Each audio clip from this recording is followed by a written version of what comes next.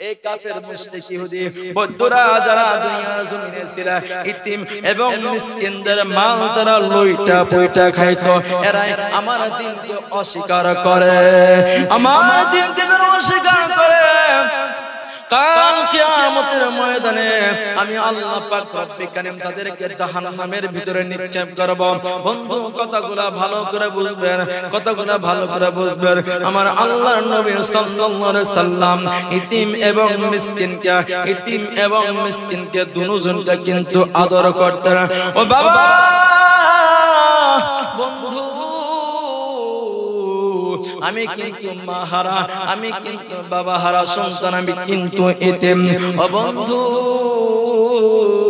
ইতিমের একটা কারগুজারি বলে, ইতিমের একটা কারগুজারি বলে একজন ইতিম লোক ছিল, একজন ইতিম লোক ছিল, এত নিঃস্ব মানুষ ছিল। এই ইতিম মানুষগুলা এই কুরবানি যখন আসে মানুষের দ্বারে দ্বারে বারে বারে গিয়ে বলে,